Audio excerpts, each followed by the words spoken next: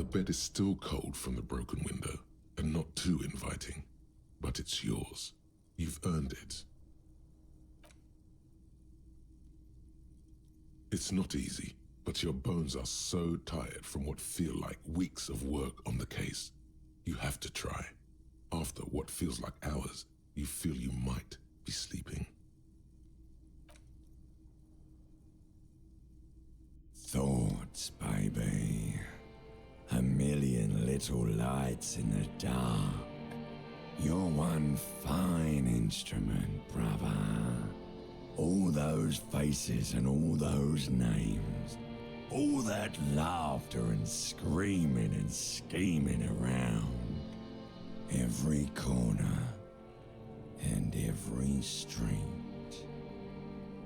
Recorded in you forever on ferrotape. On and on it goes for untold hours. At the disco where you first asked her to dance. Rising, rising above the dark curvature, the great wingspan of sleep, studded with stars. Behold, there are millions of them down there. The first time, the last time, the smoke in her mouth, the plotted flowers, the faces turning, changing. It's the world, Harry boy, and you're made of it. Every day you're out there, you make more of yourself from it. I'm afraid you can't be unmade now. You can never forget this shit. All stuck on loop, whirling, spitting out words and images. You're the son of the world again, Harrister, a ceaseless agent, picking up litter and old newspapers, collecting your little bubblegum wrappers and idiotic picture postcards. Meaningless, meaningless keepsakes.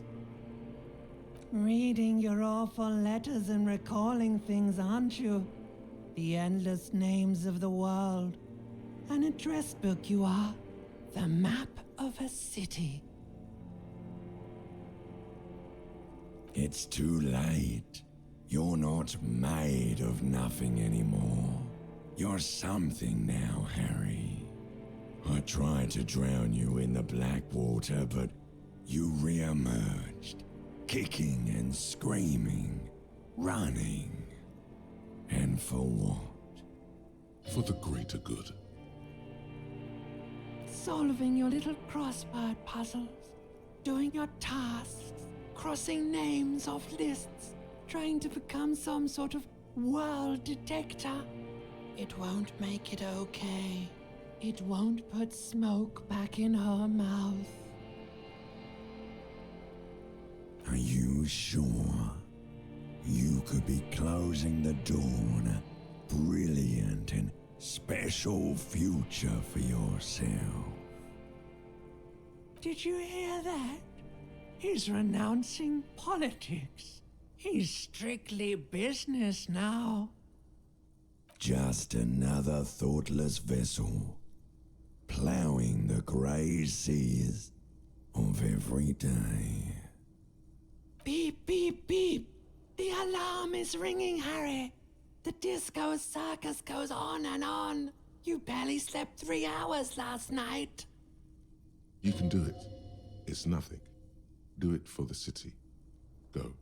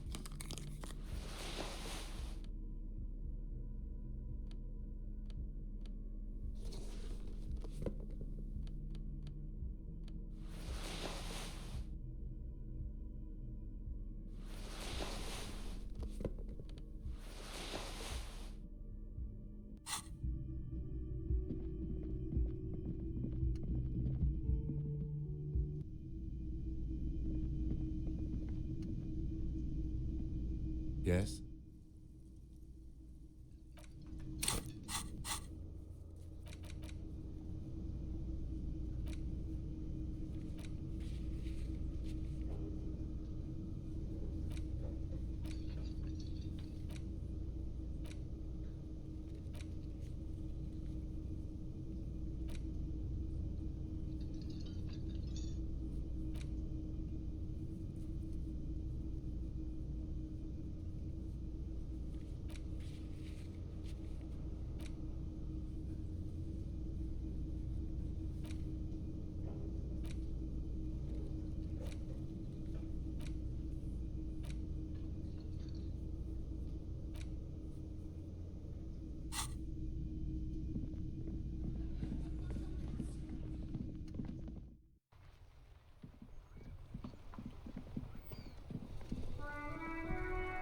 The dented yellow mailbox greets you with its graffito and bullet holes in the front. Yes, for sending mail. You drop the white envelope in the darkness. It lands with a soft thud on what sounds like a couple of letters. About a week's worth of mail as collected in there. They'll empty this very soon. Probably did the right thing. You can't trust that slug, Everard. You know he's going to play you somehow. All right, let's go back to Everard. If we don't mention anything to him, he won't know before it's too late.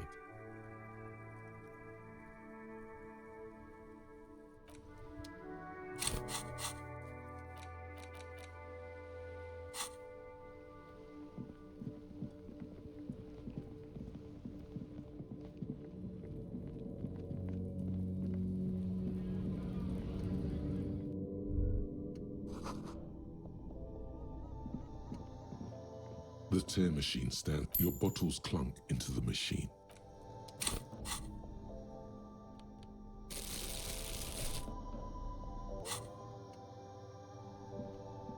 A small cabinet on the wall is filled with various medicine bottles, nasal sprays, and blister packs.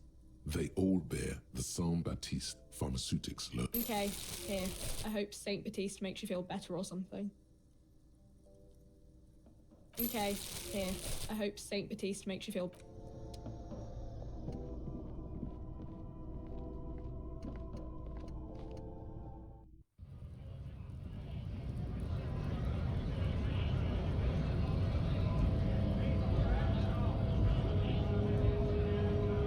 Right to work!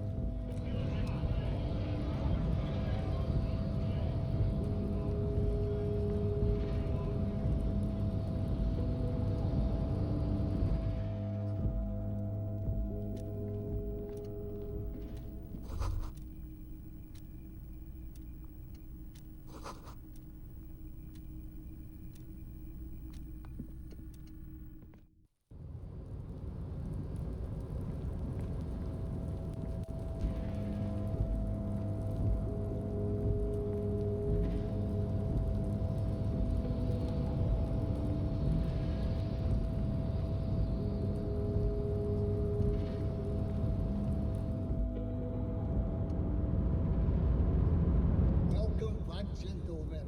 What can I do for you? What do you mean? Go right ahead. Don't be shy. The lieutenant seems very relieved. All right then. Another question? The pleasure was mine. Unfortunately, I must be away. Farewell, friend.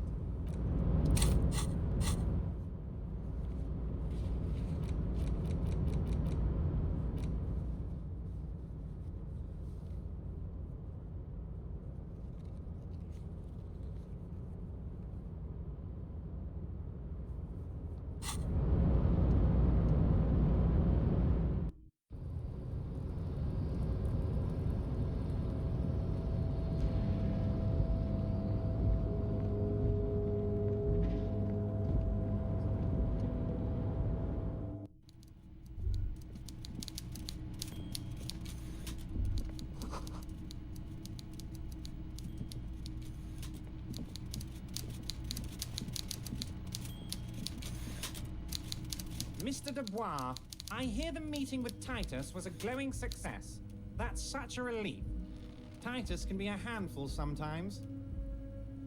Now, what can Everard Clare do for you today? The Golden Boy returns once more. Wonderful. Simply wonderful, Harry. Of course, my friend, the mailman, confirms the letter is on its way. You've done a great thing today. You've given the children of Martinez a real future, Harry, and I feel I can finally trust you now. You're in my inner circle. You too, Mr. Kitsuragi. We can talk about anything. The strike, the murder, your lost gun, nothing is off the table. Oh, Bratan, you play the old man like a three-string banjo. He has no idea. Better not to gloat, sire. 'Tis arrogance that gives the play away. Be subtle.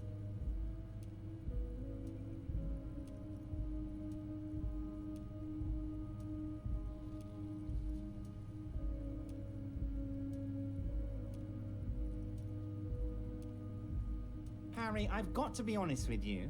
Your gun was found 2 days ago. Withholding this information weighed heavily on me, but it had to be done. An old woman has it, and let me tell you, Harry, word on the street is she's a character, so watch out.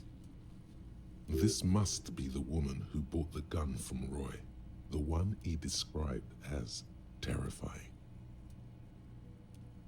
Yes, the same one. I see you've done your research. The pawn shop made the gun easy to track. Crazy stuff, Harry. Selling your gun like that? Wild. Anyway... Union Boy's gonna help you fix it. He winks at you. Don't worry, Harry. The neighbors of this old woman contacted my men because they trust me and the Debardeurs Union. Apparently, she was waving it around at the entrance to her building. As I said, she's a character. I didn't have time for details. It sounds like she's unstable, but don't worry. No one got hurt. It sounds like a very disturbed and desperate individual. Unfortunately, I don't know anymore. You're gonna have to go in blind, Harry. But she's an old lady. How dangerous can she possibly be? Oh, and she calls herself the Pigs. There it is again. The Pigs. Like Roy said, not good at all. I, for one, find it refreshing. Finally, someone calls themselves a pig. It actually sounds extremely bad, but let's not give him the satisfaction. I already have. Tonight, starting 10 o'clock, near the old fish market on the coast, the one on the boardwalk, a little past the fishing village. Be careful, Harry. I would never set you up for anything dangerous, but you did ask for this. Now, back to the fun stuff. She will be there from 2200 hours till 0200 hours. More fun stuff. Seems like we already have fun stuff to do. I did not, Harry. Although I am very, very glad he's dead.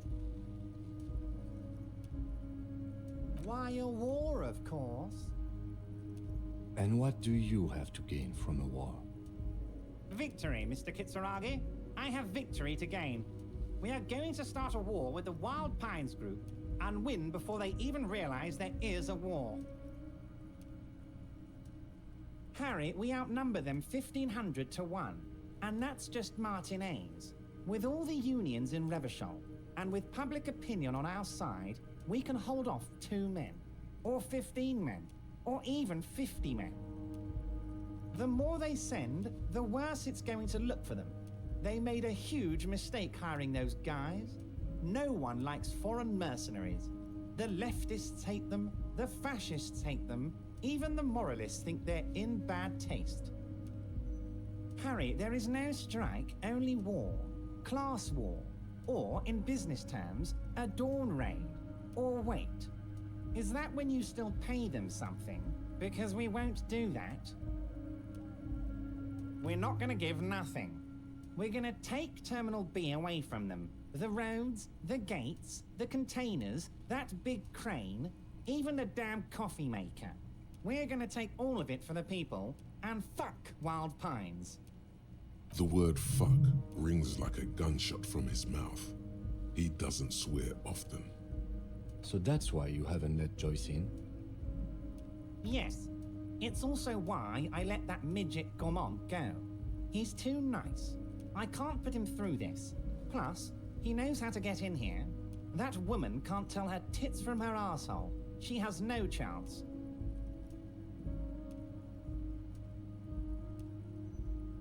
Because we're friends, Harry. Besides, it doesn't matter now.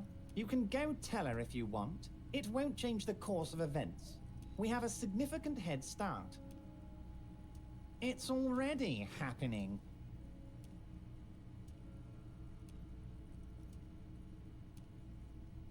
$2,372, plus yours truly, of course.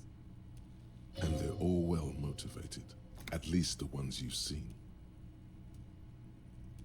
Oh, you mean what sort of goods are going to be flowing through? How am I going to replace all the contacts we'll lose once the poo-poo hits the fan? The clients will ditch us. Harry, we've thought of everything. We've been running back channel negotiations with all the major clients. I think the company will be unpleasantly surprised to see how many of them stay loyal to Martinez and to the new competitive contracts we can offer. With renewed zeal sparked by communal ownership, the men will be shipping those containers double time. You'll be surprised to see how fast things go without parasites latching on. We'll have our hands free to pursue bold, exotic new revenue streams. That's drugs. Drug trafficking. Drug trafficking? Don't be stupid, Mr. Kitsuragi. There are perfectly legal, 100% ethical chemical factories on the Samaran Isola. You don't need to be colonialist about it. All they do is produce components to keep the pharmaceutical industry running. That's people's health we're talking about. Old grannies, little babes, people with disabilities.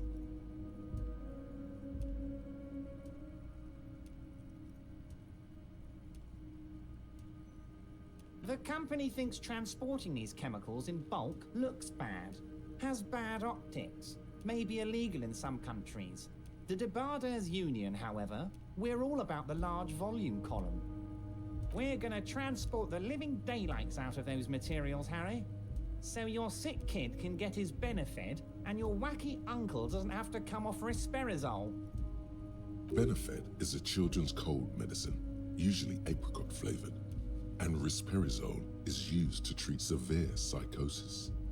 And the kids on the street can get speed and pyrrolidone. I'm an old-fashioned guy, Mr. Kitsuragi.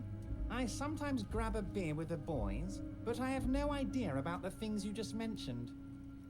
But if I were to supply ingredients for some sort of rainbow party, I would make sure the Union took a fantastic share, and I'd keep that stuff far away from Martinez. He's basically admitting to it.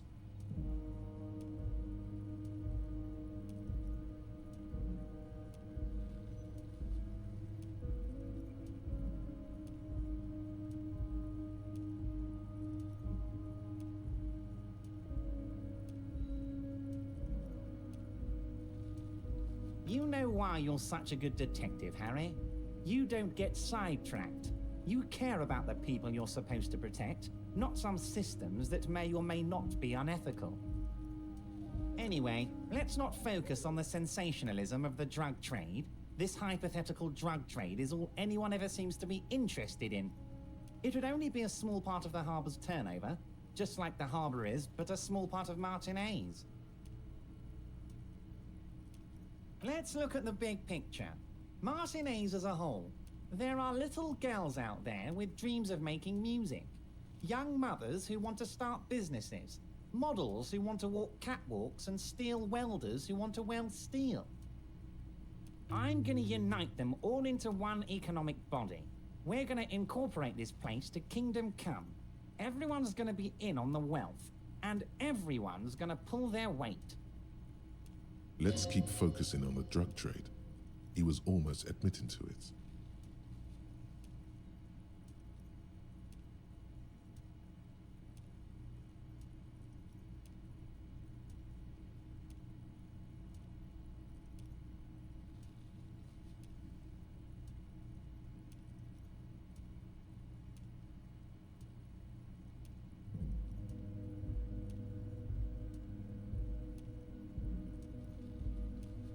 No, Harry. That's boring.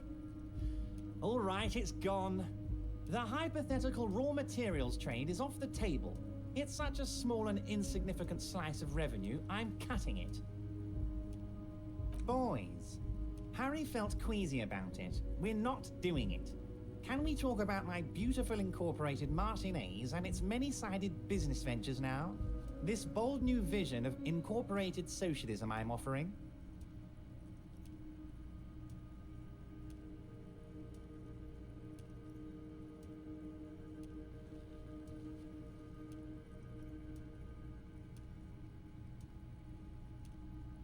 Harry, the length you're willing to go to keep your nose clean is remarkable.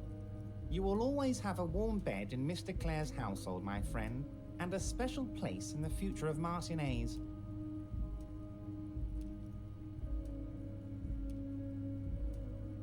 We're way past specific union members now. This is the big time. We're talking about the future of Revachol here, Harry. You can bother Leonard with that. He loves to run his mouth on such matters. But I'm in big-time mode, Harry. There's something different about him now. He's more vibrant, more alive in his big-time mode. Great, Harry, great. I think we have truly built a bridge between Martinez and Jamrock today. We have united the RCM and the Debarders Union. This has been so great. I'm sorry we don't have more fun things to do together, but if you ever feel like bouncing something off me, my door is always open. I'm always happy to educate and entertain you, my friend. So, what's on your mind? Very nice, Harry. Is there anything else?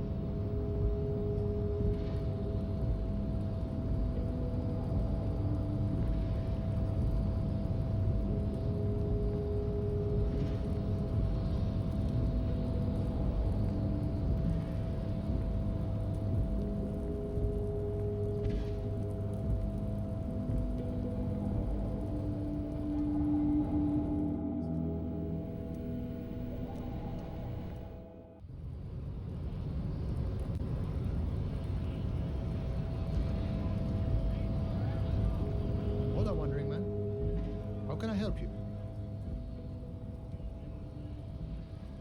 Los Ardis? They're an independent militant group. A bit too high-strung, but it comes with the responsibility. They're sort of like you. Preserve the rule of law and all that. Except it's Everard's law. But really, they're just like you. Is he actually comparing you, an officer of the law, to some neighborhood vigilantes? Come on. He's just trying to keep the peace. The man whispers a jaunty tune. A coastal breeze ruffles his hair. Yeah, the janitor who gave me the key to his apartment said the guy's a bit of an asshole.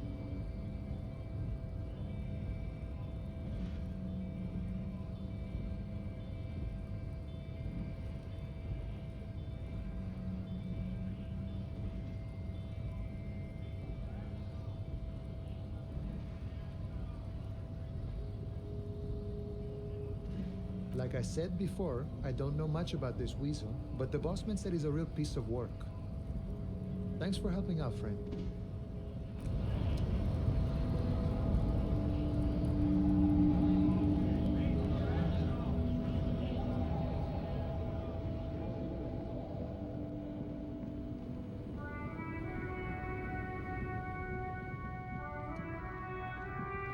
This green fowl, A to Z, Contemporain, is parked in the shadow of the ruins looming overhead. It's seen better days. This is the one our men pointed to. You push the key into the lock and turn. It makes a cracking sound. Then the door pops back a few centimeters. You can just... The smell of cigarettes and perfume welcomes you. The cabin inside is plastered with old movie posters. Actresses smile from the walls. There's a radio transmitter in the front and a toolbox tucked under the driver's seat. Some tools lie scattered near the pedals. There's something odd about the passenger seat. The seating fabric has been pulled tight over the lower side of the seat where the toolbox should be. These are movie posters featuring starlets from long-forgotten films from the 20s, the teens, even the 90s of the last century. One of them particularly catches your eye, a centerfold of an ingenue attached right above the back seat. There's definitely perfume in the air. It's spicy, with a hint of amberette, wafting through the bitter air of the cabin. The remnants of a sweet juniper-scented perfume, probably Grenade number 5. The actress is draped in a sheath dress, one of her shoulders bared. The faded remains of an autograph run across the poster. She's looking past the camera. A feeling of tenderness washes over you. A longing even, perhaps, and gentle tragedy. This is Tijon, a starlet from the dawn of cinematography, less known for her talent than her tragic, untimely death. She wasted away in a drug den called the Door to the River, not far from here on Boogie Street, a mixture of cocaine and morphine. She was afraid of the world, and the camera, too. The actresses and the rear actor all smile you a warm goodbye. A radio transmitter is attached to the dashboard, and a toolbox sits under the driver's seat. Looks like the frequency dial is absent. It requires a key to work, but the key has been removed, likely by the missing lady driver. Strange. There are so many radio stations saved here. Must be over 100 at least. It has to be an advanced model to fit so many frequencies next to each other without blending them together. For contacting an entire fleet of lorrymen, for example. This is all shortwave, UW and UKV. Looks like we are dealing with an impressive organizational tool. The nerve center of a huge operation, with quite a range too. A 20-kilometer radius at least, perhaps extended by an attachable antenna that's not here right now.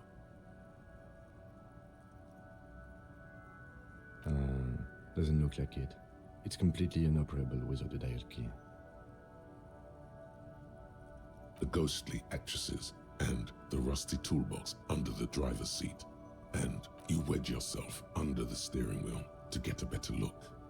Seems like the few tools lying around here, a hammer, a pair of pliers, a rusty wrench, have been casually thrown there by the disorganized driver. But one odd detail does catch your eye. A piece of sandpaper has been glued to the throttle. Sandpaper adds extra grip.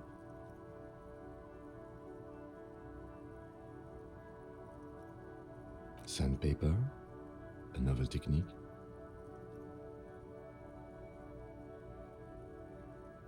Yes? Do the honors, he thinks. Connect it yourself. Which means that the missing lady driver was present at the lynching.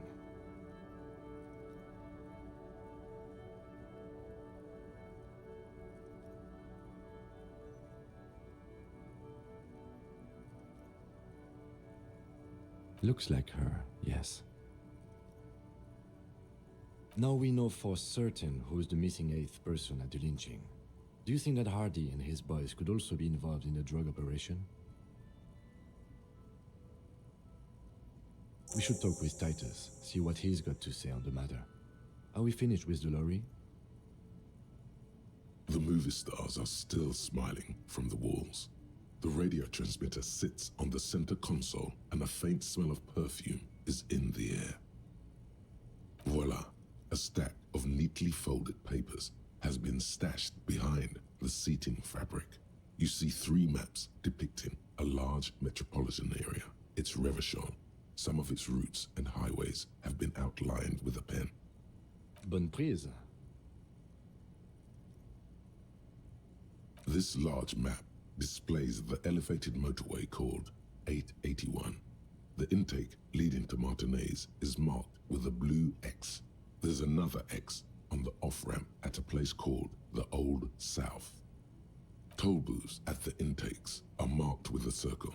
It looks like there are scant few ways of getting onto the elevated motorway that runs over Jamrock, and this person knows them all. There, hundreds of thousands of motor carriages roar on the 881, high above the mass of brown and red roofs that is Jamrock. The commuters don't even look down. The world ceases to exist outside the windshield.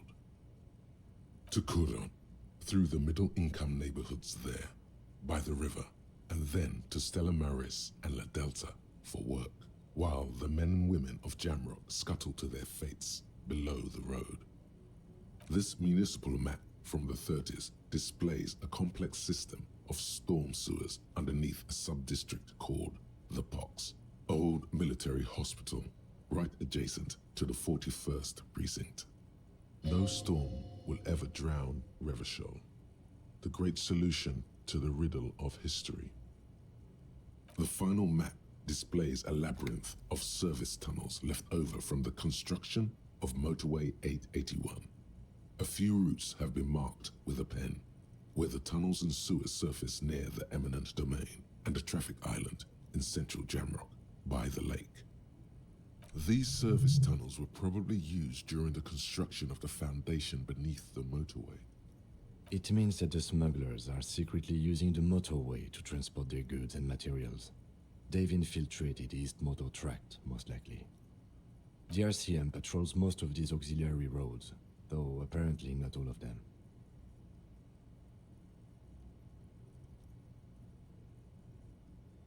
Hard to say. This distribution network looks certainly large, yet still vague enough. It doesn't reveal much about the Besmerti behind it. The Besmerti is a Revacholian crime syndicate. They see themselves as the inheritors of the 14 Revacholian Indo-tribes, but really they're just violent gangs vying for control on the west side of Revachol. With cool names like La Puta Madre and Aura Mazda, it's a dark parody. It's definitely not the Union. They just do some logistics. This operation has spread everywhere in Jamrock. If it's that widespread, then Madre remains the most likely suspect. Here's bad news. There have been attempts at a serious investigation before, but they haven't ended well for those involved. Lieutenant Kitsuragi is a brave man for saying Madre's name without the winces and whispers that usually accompany it. Best not to disturb the scene. I'll have forensics go over the lorry and pick this up later. The stack of maps looks just like before, barely noticeable. The movie stars look silently by, and the pull-out toolbox has a rubber handle, worn from years of use. A metallic drawer slides out from the seat. It's empty, except for a folded newspaper. It's an issue of Périphérique from last Wednesday. A piece of paper falls out from its pages. It looks like an article ripped out from a radio enthusiast magazine. Complex mathematical equations explain the basics of something called the Ulan frequency system. The Ulan frequency system? I've never heard of that before. I know of FM, AM, UKV, but... It's an issue of Périphérique from last Wednesday. A piece of paper falls out from its pages. It looks like an article ripped out from a radio enthusiast magazine. Complex mathematical equations explain the basics of something called the Ulan frequency system. The Ulan frequency system? I've never heard of that before. I know of... The pull-out toolbox slides back into its nest. The rest is as it was. Posters, a radio, dust on the windows. You close the rusty old lorry door. Great. I think we got everything. A word, detective? Before we return to Joyce?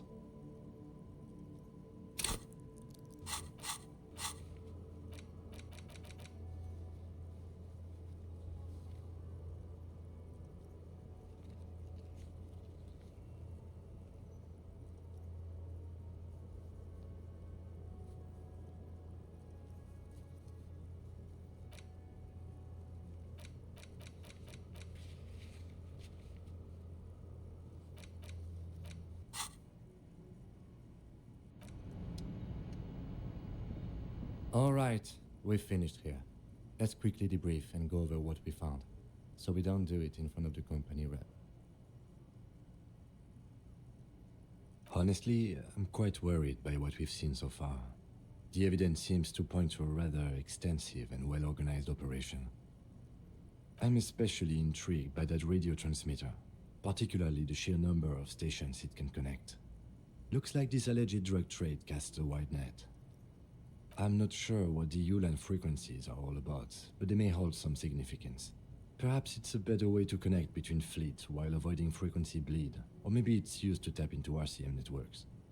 Oh, and the maps we found. They reveal the geographical extent of the operation. Looks like they've used abandoned tunnels and access roads to stay hidden. This is useful info. And last but not least, it looks like the Hardy Boys knew this driver, as we know that she was present at the lynching. This may be the Union connection we've been searching for. The probe and the case converged, he thinks. This was quite the find. As elegant as they are, I don't think they are relevant to the drug trade.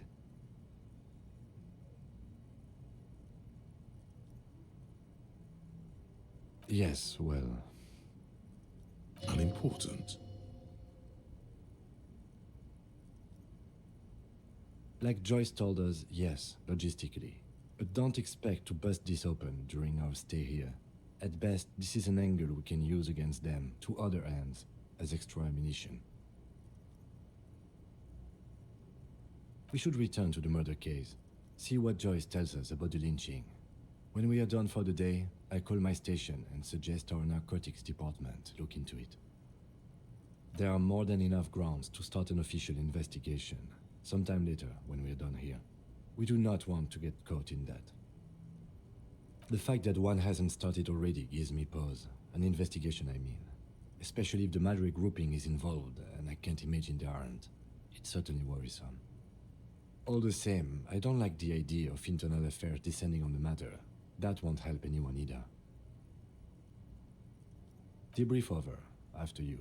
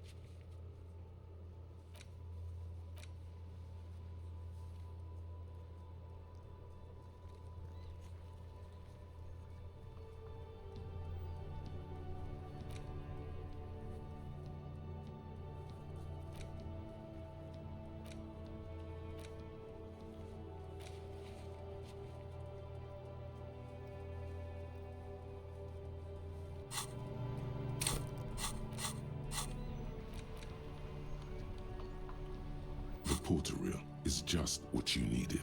The reels attach to the apparatus with a satisfying click. The thumb push, command set, and the tape starts spinning.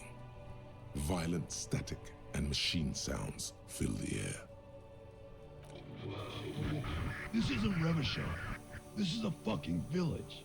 I can almost see the elephants. The harbor. That's the son of a Kvalson crane. He's right. When this shit is done, I'm gonna tear that place up. Soldier of the apocalypse style. Kill shit. Dogs and chickens too. Gonna run a room, Cordy. a real nice.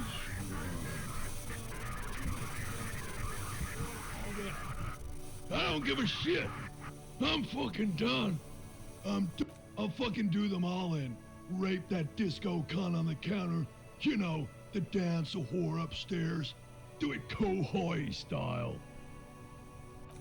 Never did get that taste out of my mouth. The lieutenant presses the button marked Arrête on your portal reel. The tape stops spinning. End of recording. It seemed authentic enough. Probably recorded off the shortwave, then edited to seem more incriminating. He sounded like he was on patrol around the harbor walls.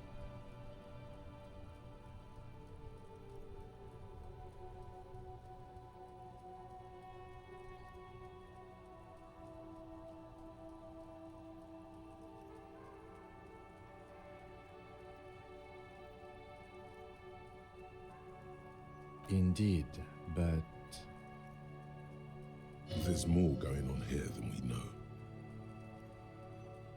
One of the other mercenaries, I think, the one he was talking to. A village on the Samaran Isola, in South Safre. Grad committed war crimes there, the kind of thing he talks about. Who knows? Maybe the tattoos would have an answer. Or maybe Kohoi is just merc talk for atrocity, slaughter. A symbol of soldier of the apocalypse style conduct in a civil environment. I think we've got a few more questions for class here, don't you? This seems to contradict her testimony, at least to some degree.